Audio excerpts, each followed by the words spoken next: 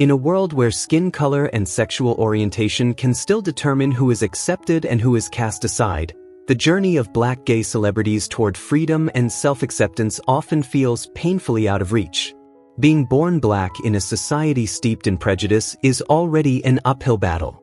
Living openly as a gay Black individual under relentless scrutiny and judgment only multiplies that burden. For many, the moment their private truth is exposed becomes the moment everything collapses. Careers vanish, families turn away, friendships dissolve, love fades, and once promising futures are stripped away. They are betrayed and cornered by the very people who once celebrated them, punished for an identity they never chose and could never change. The 21 stories I'm about to share stand as haunting reminders of how cruel prejudice can be, and how deeply famous Black individuals suffered simply for daring to live their truth. Glenn Burke. Glenn Burke was a baseball legend whose life ended in quiet tragedy. Abandoned for living his truth, he still carved his name into sports history as a rare and electrifying talent. With the Los Angeles Dodgers, Burke dazzled fans through clutch hits and an unbreakable fighting spirit, earning respect as a rising star. But behind the cheers lay a truth that would change everything. Glenn Burke became the first professional baseball player to openly live as a gay man, and that bravery came at a devastating cost. In 1980, with remarkable courage, he publicly revealed his sexual orientation in Inside Sports magazine, sending shockwaves through the sports world. His belief in honesty and freedom, however, found no mercy in the rigid, male-dominated culture of baseball. Teammates who once embraced him grew distant, some even calling for his exclusion. Icy stares and vicious rumors surrounded him, leaving Burke isolated and desperate for escape. His suffering deepened after moving to the Oakland Athletics, where manager Billy Martin dismissed his talent and humiliated him with homophobic slurs in front of the team. Soon, everything collapsed. Glenn Burke was effectively blacklisted from Major League Baseball, with no team willing to sign him. The loss of his career meant the loss of income, identity, and purpose as the spotlight faded. What followed was a painful descent, living in rundown rooms in San Francisco, broke, forgotten, and emotionally shattered. To numb the crushing depression, Burke turned to drugs, chasing brief relief from relentless despair. In 1994, the final blow arrived. He was diagnosed with HIV. As stigma tightened its grip, society turned away completely. Even his family disowned him, and he received little to no medical support, branded by cruel misconceptions about a gay disease. Alone, sick, and out of money, Glenn Burke spent his final days without help or comfort. When he died in 1995, he was no longer remembered as a star or a trailblazer, only as a fading name, his lasting legacy reduced to a simple gesture few know he invented: the high five. Bayard Rustin, the brilliant architect of the March on Washington, the man who gave America one of its most powerful moments of hope, lost everything for one simple reason: he was gay. A trusted strategist and close advisor to Martin Luther King Jr., Rustin was the unseen force behind the 1963 March on Washington, meticulously organizing every detail and transforming it into a defining symbol of the civil rights movement. His intellect, discipline, and vision were indispensable. Without him, many of the movement's greatest victories might never have happened. But the very society he helped change turned against him. In 1953, Rustin was arrested in Pasadena for homosexual activity in a car, an arrest that would follow him for the rest of his life. The FBI seized the moment, weaponizing his sexuality to destroy his reputation. They leaked intimate details, spreading fear and division, not just to silence Rustin, but to weaken the entire civil rights movement. Even more devastating was the betrayal from within. Conservative leaders in the NAACP and Black churches, terrified of public backlash, pressured Martin Luther King Jr. to cut Rustin loose.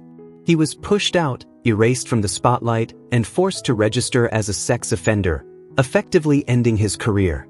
Doors slammed shut. Opportunities vanished. Despite being the mastermind behind the March on Washington, Rustin was excluded from major civil rights events and stripped of his influence. Once celebrated as a hero, he was reduced to a forgotten figure. His mental health deteriorated. Financial ruin followed. At times, he was homeless. No one dared defend the man who had once helped lead a movement. Bayard Rustin died in 1987, long before the world was ready to admit how badly it had failed him. Only after his death did recognition finally come, but far too late. Bayard Rustin remains a haunting reminder of how society can destroy its greatest minds, not for their failures, but for daring to live as their true selves. Max Robinson. Max Robinson was a television pioneer, later shunned for his illness and his sexuality. As one of the most influential figures in American broadcast history, he broke barriers by becoming the first black anchor of a national news program on ABC World News Tonight. With his commanding presence and powerful delivery, Robinson wasn't just a trusted voice in journalism, he was a symbol of hope for the black community, proof that excellence could triumph in an industry long dominated by white professionals.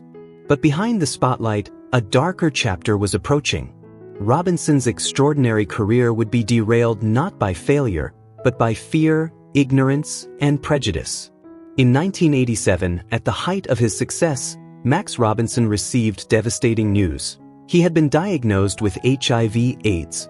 What should have been a private medical struggle quickly turned into a public spectacle. The media twisted the narrative, and tabloids sensationalized his condition, falsely framing it as punishment for a sinful, gay lifestyle. Almost overnight, the man America once trusted became a target of moral judgment. The backlash was swift and unforgiving. Under mounting pressure from conservative audiences, ABC made a chilling decision. The same network that once celebrated Robinson's historic achievements quietly severed ties with him. A trailblazer who had elevated the image of black Americans on national television was discarded, condemned not for his work, but for who he was and an illness he never chose. The loss of his job stripped Robinson of both income and purpose, bringing his television career to an abrupt and heartbreaking end. Yet, that was only the beginning of his suffering. As public rejection grew, his personal world collapsed. His own family, his mother and siblings, cut off contact, unable to withstand society's shame and scrutiny. Isolated and abandoned, Robinson faded from the public eye. With little money for treatment, he lived alone in a modest apartment in Washington, D.C., battling poverty, illness, and overwhelming loneliness. Forgotten by the industry he helped transform, Max Robinson died in 1988. He made history. He opened doors. Yet his life ended in silence and tragedy. A pioneer cast aside by the very society he helped change.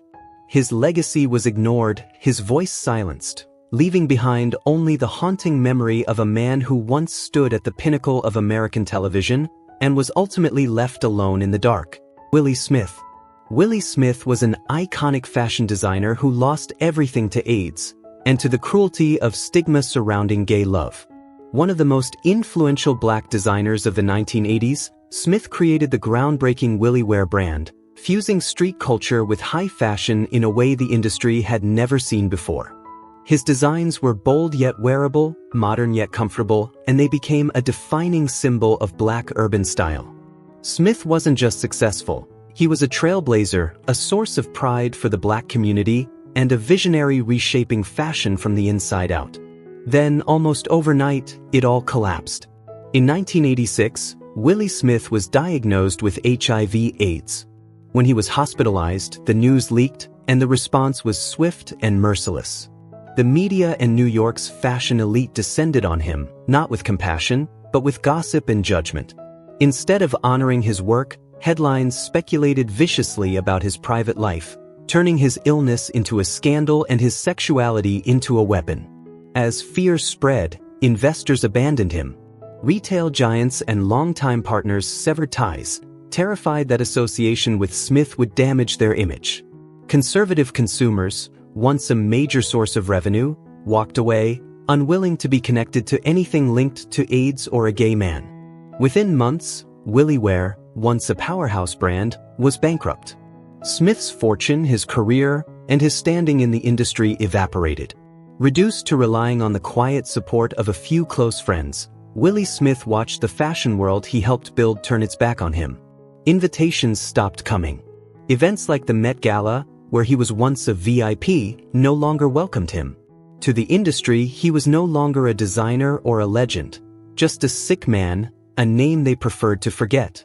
Without health insurance, he fought his illness in a public hospital, largely alone. No visits, no public support, no acknowledgement from the world that once celebrated him.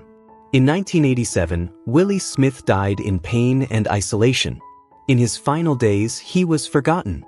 His revolutionary fashion legacy, so vital, so influential, was buried under fear, prejudice, and silence, only to be rediscovered years later as a reminder of how brutally society can erase its brightest pioneers. Sylvester, the disco icon who died alone in the shadow of the century's deadliest plague. Sylvester James, the legendary star who once had the world dancing to anthems like You Make Me Feel, Mighty Real, was a defining force of the 1970s and 80s.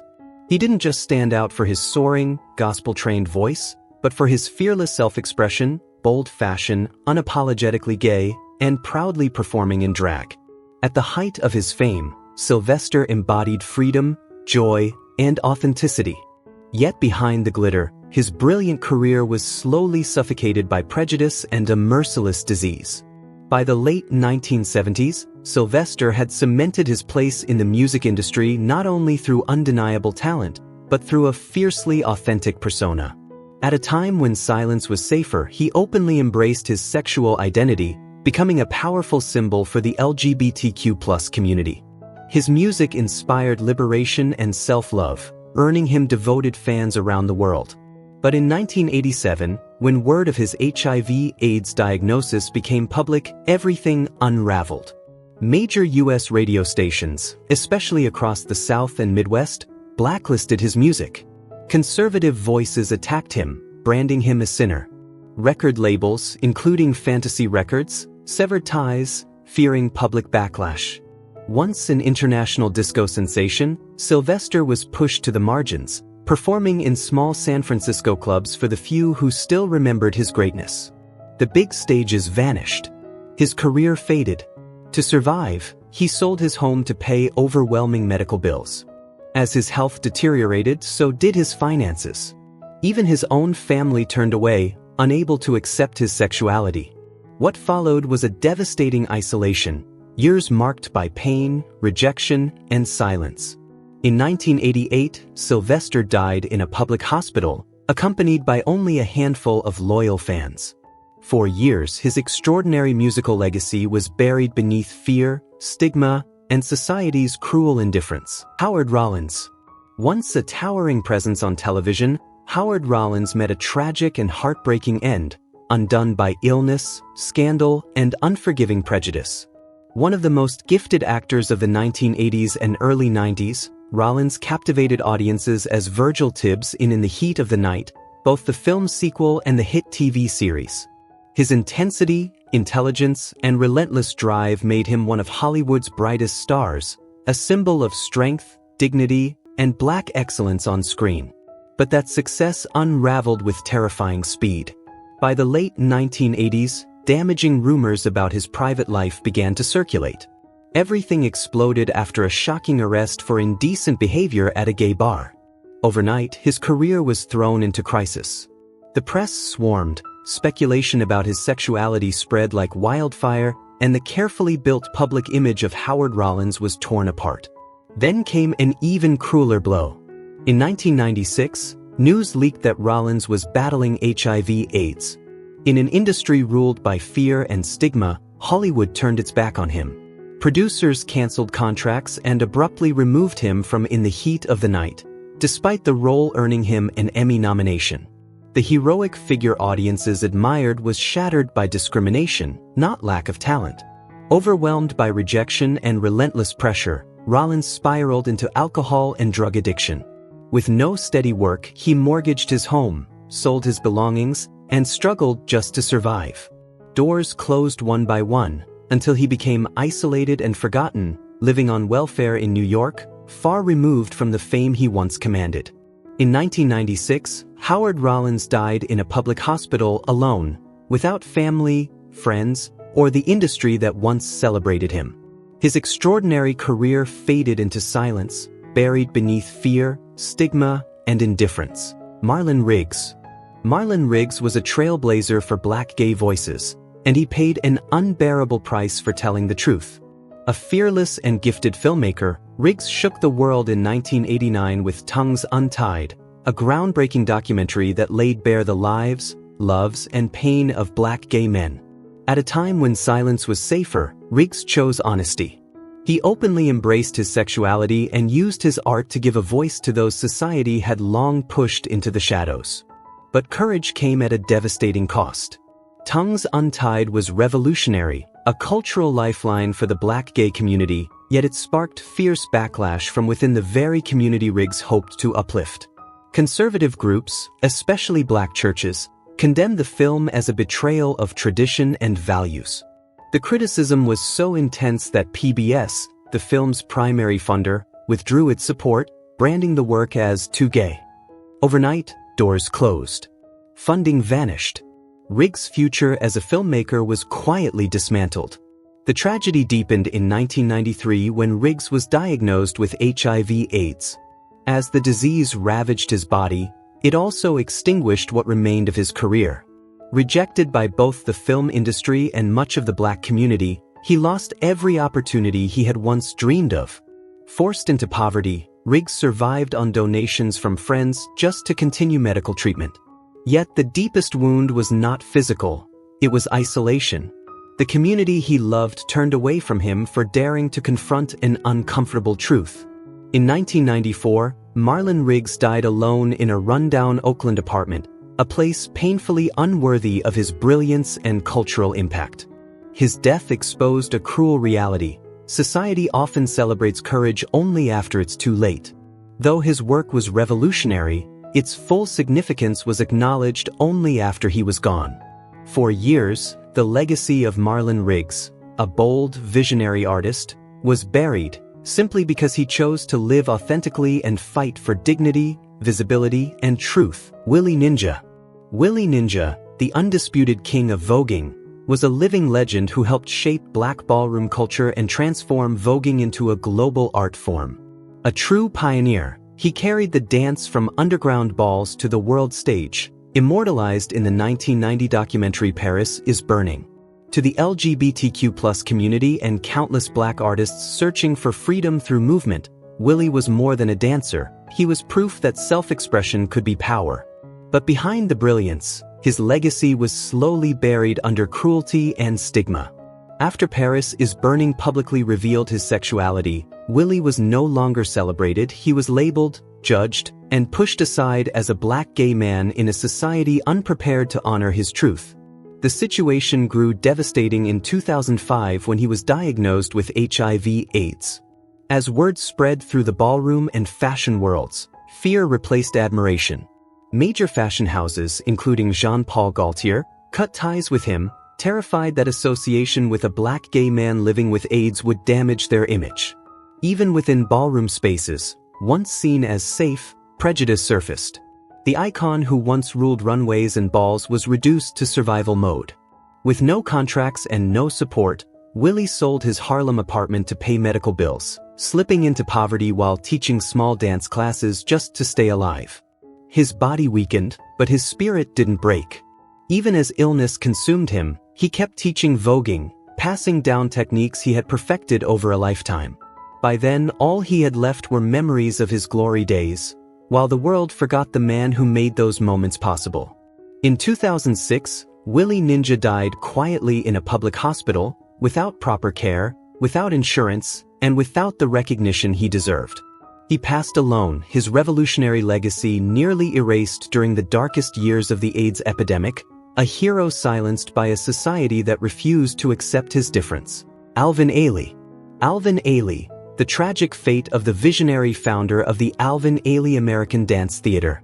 Widely regarded as one of the greatest dance artists of the 20th century, Ailey created the world-famous Alvin Ailey American Dance Theater, a groundbreaking black dance company that became a pillar of the performing arts. With unmatched brilliance, he transformed the landscape of modern dance, leaving an eternal mark through masterpieces like Revelations. Yet behind those towering achievements was a life steeped in anguish, rejection, and isolation. In 1988, Just as his artistic influence reached its peak, Ailey was dealt a devastating blow, an AIDS diagnosis. This was not merely a medical crisis. It threatened to destroy everything he had spent a lifetime building. News of his illness spread quickly, and rumors about his sexuality swept through New York's arts community. As fear and prejudice took hold, Ailey found himself battling not only a deadly disease, but cruel abandonment from the very world he helped elevate. Conservative institutions and government sponsors withdrew support, equating AIDS with a so-called sinful gay lifestyle. Funding for the Alvin Ailey American Dance Theater was slashed without mercy. The company hovered on the edge of bankruptcy, forced to sell assets, cut staff, and struggled desperately to survive.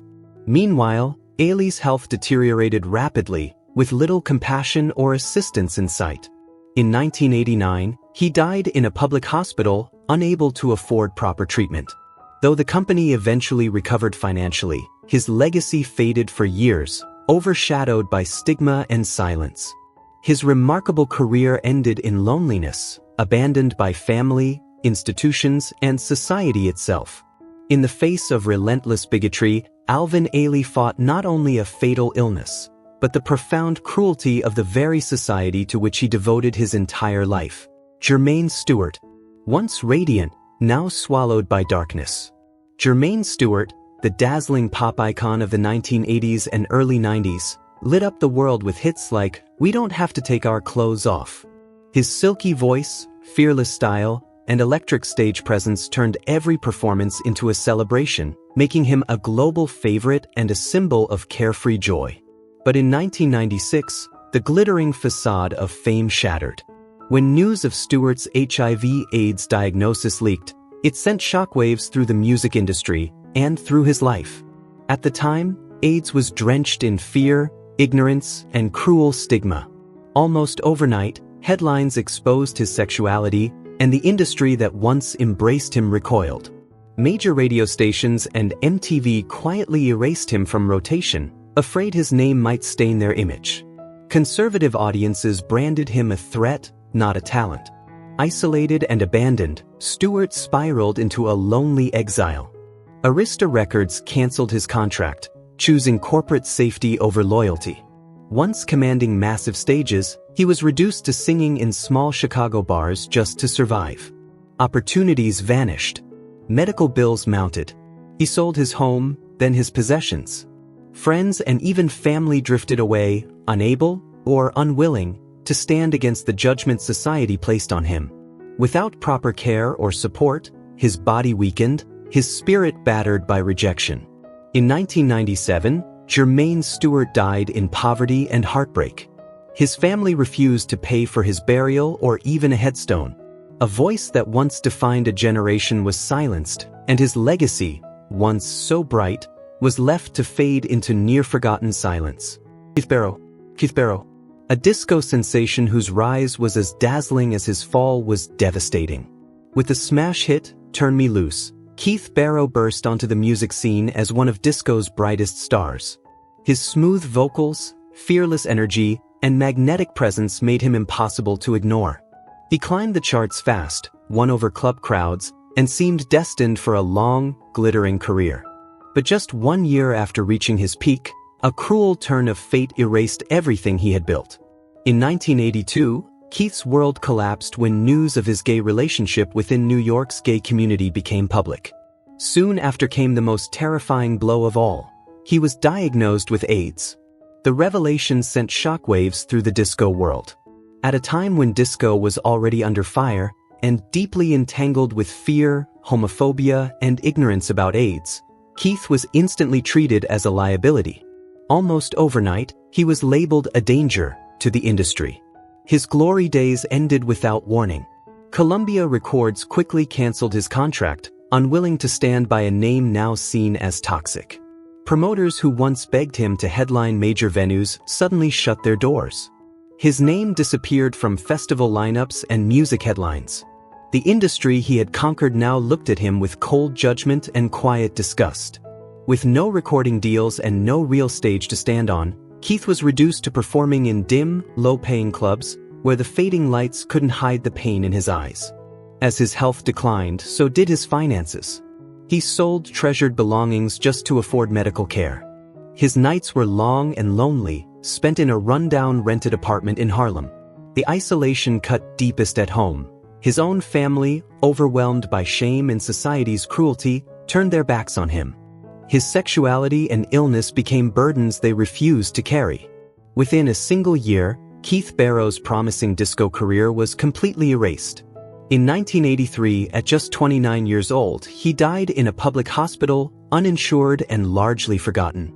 Once a vibrant disco icon, Keith Barrow became little more than a whisper in music history. His voice, his joy, and everything he built swept away by fear, stigma, and heartbreaking prejudice. Essex Hemphill. Once a shining star in the cultural scene, he became a lonely figure battling AIDS. Hemphill, a poet and filmmaker, was a powerful voice in the LGBTQ+ community, creating works like Brother to Brother and bold short films that explored the Black gay experience with raw honesty. Admired for his courage and authenticity, fate dealt him a cruel hand. In 1994, his AIDS diagnosis hit the headlines, and his life was never the same. The conservative Black community, already unwilling to accept open homosexuality, turned against him. Major publishers rejected his work, dismissing it as anti-cultural, while independent film funders pulled out, fearing controversy. Even PBS, once a dependable ally, refused to air his projects for being too provocative. Stripped of professional opportunities, Essex Hemphill depended on the support of friends. He lived alone in a cramped Washington, D.C. apartment, in pain and without access to treatment. His family and the broader Black cultural community turned away. Isolated, destitute, and forgotten, he passed away in 1995 in a public hospital, with no one to claim his body. The brilliance of his legacy, overlooked in life, would only be celebrated long after his death. Jean Anthony Ray. Jean Anthony Ray, a star whose brilliance was dimmed by stigma. Best known as Leroy Johnson in Fame, both the movie and the TV series, Ray captivated audiences with his electrifying dance moves and raw, unforgettable performances. But in 1999, tragedy struck. He was diagnosed with AIDS, and suddenly his private life became public. As whispers of his homosexuality spread, Hollywood turned away. Producers shunned him, not only for his personal life but also because the industry labeled Black stars as family unfriendly. Doors that once welcomed him swung shut. From celebrated fame, Ray was pushed to the fringes, performing in tiny Los Angeles clubs, far from the bright lights and roaring applause that once defined him. Shame and isolation took their toll, fueling addiction as he sold off everything to pay for medical bills and basic survival. Family and friends drifted away, leaving only the memories of his glory days. In 2003, Ray died in poverty at a public hospital, uninsured, his once brilliant career swallowed by the relentless shadow of stigma. Little Richard, the rock and roll pioneer, a trailblazer blacklisted for being gay. He lit the world on fire with Tutti Frutti, setting the stage for generations of musicians to follow. His flamboyant flair and electrifying sound were pure rebellion, a living, breathing revolution in music. Hailed as a towering Black icon, Little Richard's private life soon became the target of whispers. His effervescent swagger couldn't hide the rumors about his sexuality. Then, in a shocking revelation, Richard openly admitted he was bisexual. The confession turned him into an outcast, both from the music world and the Black church. Branded a devil, a corrupter of morals, the relentless pressure drove him from the limelight by the late 1950s, seeking refuge in faith. He clung to the love of fans while hiding his true self, but bigotry ate away at him. Major label deals slipped away. He performed in humble chapels, his life sinking into poverty and despair. Addiction took hold, possessions sold just to survive. Even his 1970s comeback couldn't reclaim his throne, leaving a legacy marred by controversy and shame, never fully celebrated. Little Richard spent his final years isolated, a society unwilling to embrace a soul like his. Ron Simmons. Ron Simmons, the groundbreaking artist manager and HIV activist, was a force in the music world, championing major stars and advocating for the Black gay community. Yet his brilliance came at a devastating cost. In 1995, when Simmons courageously disclosed his HIV status at a conference, everything he had built came crashing down. Allies turned their backs, contracts were cancelled, and his once respected influence vanished overnight. Europe closed its doors, and back in the US, a conservative black community shunned him. Stripped of career, friends, and family, he survived on welfare in a crumbling Brooklyn apartment, denied the medical care he desperately needed. Forgotten and isolated, Simmons passed away in 2020, his monumental contributions eclipsed by relentless stigma. A tragic end to a life that had once shined so brightly. Paul Winfield. From blazing star to a solitary, heartbreaking end. Paul Winfield, a towering force in Hollywood, celebrated for unforgettable roles in Sounder and The Terminator, once stood as a symbol of pride and brilliance in the industry. With a commanding presence and unmatched talent, he earned an Oscar nomination and rose as a defining black screen icon. But in 2000, everything crumbled. Tabloids revealed his AIDS diagnosis, and suddenly whispers of his sexuality spread like wildfire. Hollywood, rigid and unforgiving, recoiled. A strong black leading man carrying the double stigma of homosexuality and AIDS was a risk the industry refused to take. Winfield's career unraveled amid the backlash. Promises dissolved overnight, lucrative roles vanished, and producers recoiled, unwilling to risk their carefully crafted masculine images. Stripped of opportunities, he struggled to survive, scraping by on welfare, sinking deeper into depression, selling personal belongings to cover mounting medical bills. Friends drifted away, leaving him alone in a cold, empty room. No health insurance. No one by his side. In 2004, Paul Winfield passed away quietly in a public hospital, forgotten by the industry that once celebrated him. The brilliant star who had once lit up the screen now lingered only as a haunting echo, erased by the merciless prejudices of Hollywood. Billy Preston. Billy Preston, a music legend whose brilliance on the keyboard graced the Beatles, the Rolling Stones, and countless others, once stood at the pinnacle of R&B greatness. But in 1992, his world began to unravel.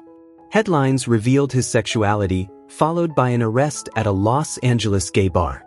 Then came the devastating blow, an AIDS diagnosis. Suddenly, the music industry, the public, and even his own community turned away. The Rolling Stones distanced themselves. Concerts were canceled. Radio stations stopped playing his songs. The man who had once lit up stages now faced isolation and scorn. Stripped of income, he sold his mansion and moved into a modest apartment, later selling that too to pay for medical treatment. Alone, he battled addiction, rejected by family and the black church he once loved. His chart-topping hits faded from memory. In 2006, Billy Preston passed away in a public hospital, still burdened by unpaid medical bills. An icon abandoned, yet unforgettable for the music he gave the world. Stormé DeLarverie. Stormé DeLarverie, the trailblazing drag star whose legend was almost erased. A powerhouse in the drag king scene, Storm lit up the 1950s with her fearless spirit, commanding the stage with her singing, acting, and signature flair in the Jewel Box Revue. She was a shining star in an entertainment world that rarely embraced people like her. But everything shattered the moment she became a target of hatred. Publicly outed as a lesbian after being arrested at a famous New York lesbian bar in the late 1950s, Storm's world crumbled almost overnight. News of her sexuality spread like wildfire, and suddenly the spotlight turned cold. Cabaret clubs and theaters banned her, branding her a threat to morality, while conservative society painted her as a menace to family values. From celebrated star, she was forced to scrape by as a bar bouncer, living in isolation and poverty, battered by relentless discrimination and violence. Storm's luminous career fell into darkness, her legend nearly erased, lingering only in whispers, until her death in 2014. Decades of prejudice may have dimmed her public memory, but her courage and defiance left an indelible mark on queer history. Billy Strayhorn. From Duke Ellington's right-hand genius to society's outcast, Billy Strayhorn was a brilliant composer and arranger whose genius shaped hits like Take the A Train. Yet, even his brilliance couldn't pierce the darkness of prejudice. In the 1950s, living openly with his partner in New York, whispers of his sexuality spread through a jazz world that idolized the macho black artist. Because of that truth, Strayhorn was pushed to the margins. Producers steered clear of gay scandals, and he was allowed to work only in Ellington's shadow. Though he was the creative force behind countless classics, he never got a shot at a solo career. His talent, meant to soar, was tethered. The golden glow of jazz's greatest era dimmed for him. Dependent on Ellington, trapped in that shadow, he wrestled with industry pressures and sank into alcoholism. In 1967 he died, a name barely whispered in untold stories of music, his legacy eclipsed by cruel stigma. Gladys Bentley. Gladys Bentley, the dazzling cabaret star whose life was overshadowed by the stigma of her sexuality. A trailblazer of the Harlem Renaissance, she captivated audiences in the 1930s with her bold performances, charismatic piano skills, and unapologetic style. Openly lesbian and dressed in men's clothing, she challenged conventions and left an indelible mark on music and culture. But her bravery came at a devastating cost. In the 1940s, after being arrested for homosexual behavior at a club, her world turned upside down. The press attacked her relentlessly, labeling her a moral danger, and major venues across Harlem and New York refused to book her. Anti-impersonation laws were enforced, shutting her out from stages she once ruled, and music producers distanced themselves, treating her authenticity as scandalous. With her career in ruins, Bentley was forced to perform in small, low-paying venues, stripped of the fame she once commanded. Ostracized by her community and even her family, she had to compromise her identity, wearing dresses and performing more modestly, yet even this could not restore her former glory. She spent her final years in poverty and inner struggle, passing away in 1960. Stories like Bentley's reveal the harsh power of prejudice and the cruel shadows behind the glittering lights of fame. They remind us that everyone deserves love, respect, and the freedom to live authentically. If this story challenges your view of celebrity culture, share your thoughts in the comments, and subscribe to our channel to uncover more hidden truths about the lives of stars.